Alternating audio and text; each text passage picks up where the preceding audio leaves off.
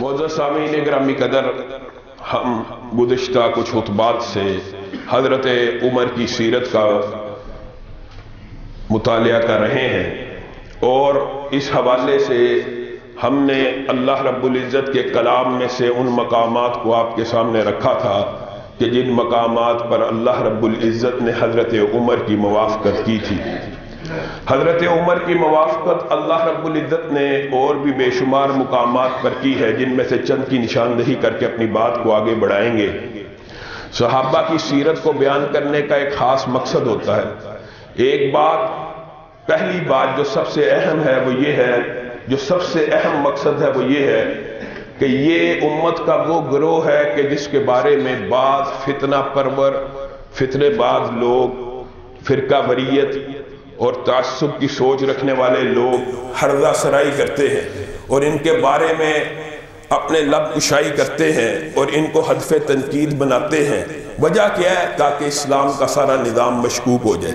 اگر نبی کریم صلی اللہ علیہ وسلم کے اپنے ساتھی ہی نبی کریم صلی اللہ علیہ وسلم کی تبلیغ سے متاثر نہیں تو آج کے دور 1400 سال گزرنے کے بعد میرا اور آپ کا متاثر ہونا یہ چمبے کی بات ہے۔ سب سے اہم مقصد کہ ان ہستیوں کی سیرت کا تذکرہ کیا جائے جن کے بارے میں لوگ شکوک و شبہات کا بلا وجہ تعصب کی وجہ سے اور جھوٹ، کذب، مبالغے کی وجہ سے کرتے ہیں۔ اور دوسری بات، ان کی سیرت سے، ان کے چند فقہی بصیرت، اجتہادات، واقعات سے آپ کے اور میرے لیے بہت بڑی رہنمائی بھی موجود ہوتی ہے کہ ان لوگوں نے اپنی زندگی کس طرح نبی کریم صلی اللہ علیہ وسلم کی اطاعت اور اللہ رب العزت کے حکم کی فرما برداری کرتے ہوئے گزاری۔ حضرت عمر جب عبداللہ ابن ابی منافق کا جنازہ لایا گیا، یہ وہی عبداللہ ابن ابی ہے جس کے بارے میں آپ سب جانتے ہیں کہ اس منافق نے نبی کریم صلی اللہ علیہ وسلم کو ایک مرتبہ اتنی اذیت دی ایک غزوے کے اندر۔ بعض انصاریوں نے انصار صحابہ کو بلایا، مہاجر صحابہ نے مہاجر صحابہ کو آواز دی تو نبی کریم صلی اللہ علیہ وسلم کہنے لگے یہ تم جاہلیت کی جو تعصبات ہیں ان کو چھوڑ نہیں سکتے؟ انصار کو پکار رہے ہیں، مہاجروں کو پکار رہے ہیں، یہی تو زمانہ جاہلیت میں اور اسلام میں فرق تھا، کیا تم اب بھی اپنے قبائل کو بلاتے ہو؟ تو اس عبداللہ ابن ابی منافق نے اس وقت یہ الفاظ کہے تھے کہ ہم مدینہ میں نعوذ باللہ جا کے عزت والے ان ذلت والوں کو نکال دیں گے۔ جب اس نے یہ الفاظ کہے تھے تو حضرت عمر کا رد عمل کیا تھا؟ حضرت عمر نے اپنی تلوار کو نکالا، کوشش تھی کہ نبی کریم صلی اللہ علیہ وسلم کی اجازت کے بغیر اس کی گردن کو اڑا دوں، لیکن دل میں خیال آیا کہیں اللہ گرفت نہ کر لے۔ نبی کریم صلی اللہ علیہ وسلم سے پوچھا آقا حکم کریں اس کی گردن کو تن سے جدا کر دیا جائے۔ نبی کریم صلی اللہ علیہ وسلم نے کہا نہیں یہ کام نہ کرنا، لوگ کہیں گے محمد صلی اللہ علیہ وسلم اپنے ساتھیوں کی گردنیں اترواتا ہے، اپنے دوستوں کی، اپنے ساتھ چلنے والوں کی گردنیں اترواتا ہے۔ یہ وہی عبداللہ ابن ابی منافق ہے جس نے نعوذ باللہ نبی کریم صلی اللہ علیہ وسلم کے بارے میں سنگین لفظ یہاں پہ ادا کیے سورۃ توبہ کے اندر اور دیگر مقامات کے اندر۔ آپ سب کو ان واقعات کا کسی حد تک آگاہی موجود ہے کہ اس نے بڑے گھٹیا الفاظ کہے تھے۔ اب یہی منافق ہے، اس کا جنازہ لایا جا رہا ہے جو ساری زندگی نبی کو اذیتیں دیتا رہا، مسلمانوں کو اذیتیں دیتا رہا، صحابیات کو اذیتیں دیتا رہا، صحابیات کے خلاف گندے پروپیگنڈے کرتا رہا۔ اس کا جنازہ آیا، اس کا بیٹا آ رہا ہے، بیٹا آگے کہتا ہے آقا علیہ السلام اس کے جنازے کو پڑھائیے۔ نبی کریم صلی اللہ علیہ وسلم اس کے جنازے کو پڑھانے کے لیے کھڑے ہو جاتے ہیں۔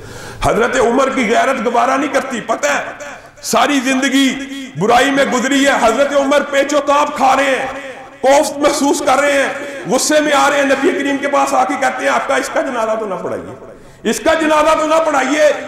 نبی کریم صلی اللہ علیہ وسلم نے کہا اللہ نے مجھے اختیار دیا استغفر لہم او لا تستغفر لہم ان تستغفر لہم 70 مرہ، اللہ نے مجھے اختیار دیا میں اس کی مغفرت کی دعا کروں نہ کروں۔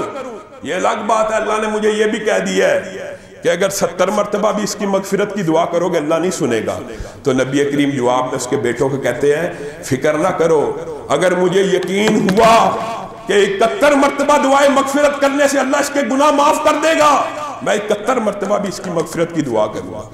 یہ نبی کا اسوہ ہے۔ لیکن دوسری طرف حضرت عمر ہے، پیچو تھاپ کھا رہے ہیں، نبی کریم اپنا کرتا اس کی قبر میں اترتے ہیں، اس کی قبر میں اتر جاتے ہیں، اس کو اتارتے ہیں, کرتا پہناتے ہیں, لعاب دہن منہ میں ڈالتے ہیں کہ کسی طرح اللہ رب العزت اس سے راضی ہو جائے.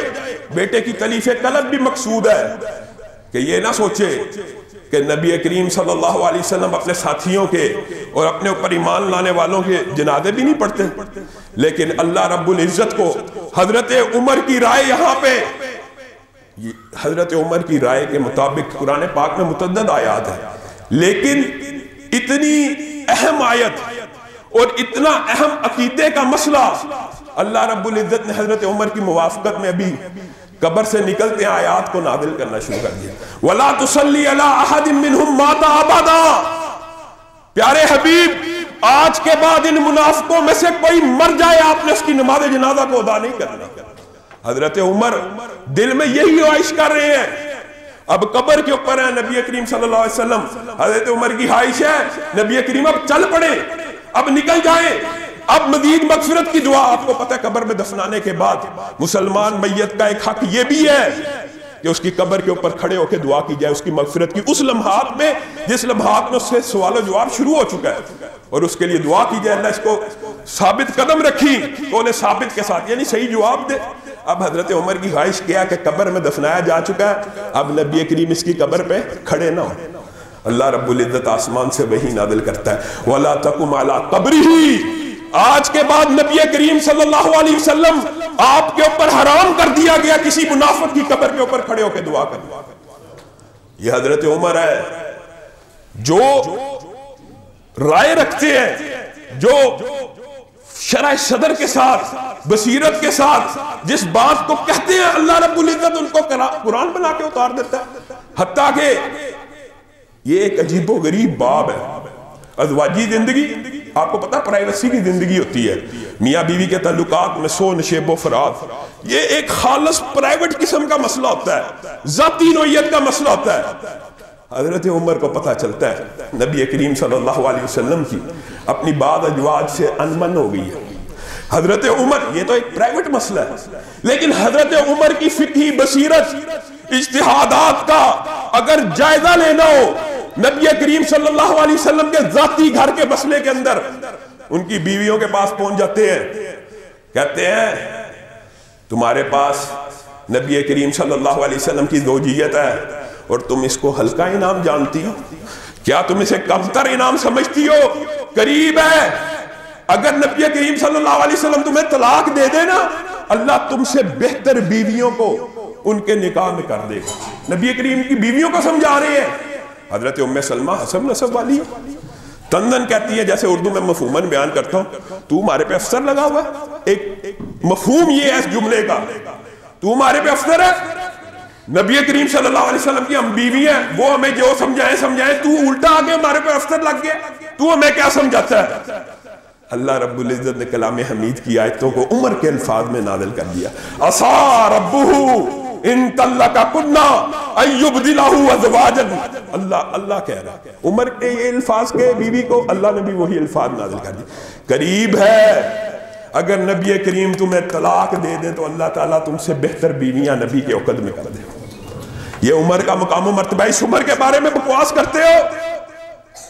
حضرت عمر اور بعض لوگوں نے یہ جملے بھی کہے نعوذ باللہ ثم نعوذ باللہ کہ پھر عمر کی بیٹی کو تو پھر نبی کریم نے طلاق دے دی تھی نا.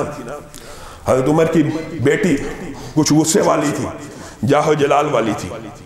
ان واقعات کے بعد نبی کریم صلی اللہ علیہ وسلم ایک دن ان سے ناراض ہوتے ہیں, یہ سارے واقعات کے بعد ناراض ہوتے ہیں, ان کو طلاق دے دیتے. حضرت عمر کو خبر پہنچتی ہے, حضرت عمر کیا نبی کریم صلی اللہ علیہ وسلم سے ناراض ہو رہے ہیں؟ ہرگز نہیں. اپنی بیٹی کو ملامت کرنا شروع کر دیتے ہیں کہ یقیناً تیرا ہی قصور ہوگا, تو نے نبی کریم کو اذیت پہنچائی ہوگی. نبی کی بارگاہ میں آتے ہیں, عمر برباد ہو گیا. مفہوماً الفاظ کہہ رہے عمر کی عزت کا تو جنازہ نکل گیا. عمر کی بیٹی آپ کے نکاح میں تھی, آپ نے اس کو طلاق دے دی. نبی کریم صلی اللہ علیہ وسلم آگے مسکرا رہے, کہا عمر طلاق تو دی تھی, طلاق کی نیت کے ساتھ دی تھی, لیکن جب تو گھر سے چلا تھا آسمان سے جبریل نکل آیا تھا. جبریل نے آ کے کہا تھا یہ عمر کی بیٹی ہے, اللہ رب العزت آپ کو حکم دیتے ہیں اس کے ساتھ رجوع کریں. کیوں؟ کیونکہ اللہ رب العزت نے جنت میں آپ کی بیویوں کے اندر حفصہ کو بھی رکھا ہے، جنت میں آپ کی بیویوں کے اندر حفصہ کو بھی چنا ہے۔ نبی کریم مسکرا رہے ہیں، حضرت عمر کے دل کے اوپر پھاہا رکھتے ہیں۔ یہ بات نہیں ہے کہ حضرت عمر کے احترام اور عقیدت میں اور حضرت عمر کو دیکھتے ہوئے رجوع کیا، نہیں، بلکہ کس کے حکم سے رجوع کیا؟ اللہ رب العزت کے حکم سے رجوع کیا۔